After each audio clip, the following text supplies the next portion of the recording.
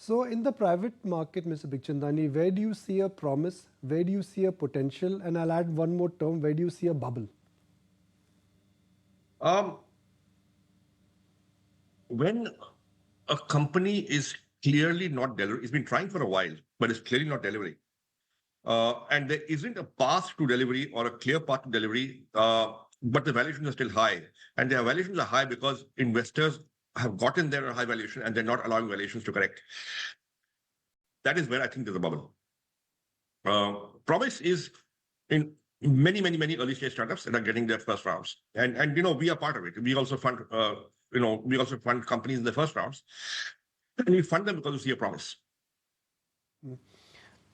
Mr. Bikhchandani, I'll just like to remind our viewers here that Mr. Bikhchandani and his firm, when they started investing in the startup world in a sense was an unknown word.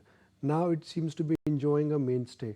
From public investors to sophisticated HNI investors, all of them are now investing in the private, in public companies now.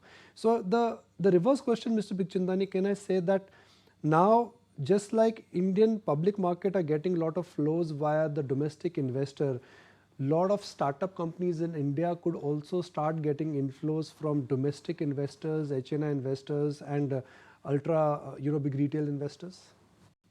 So domestic capital going into startups is increasing, but still 85-90% of risk capital in India is from overseas. And that is something the government is trying to correct, but we need to do more of it. They started the SIDBI Fund of Funds for Startups. I was in the first investment committee there. And I think they did a great job. 10,000 crores committed, 9,000 disbursed. It's a pretty good track record. The government needs to top it up, and I'm hoping that they'll top up in this budget. If you like this video, then like, share and subscribe to ET Now.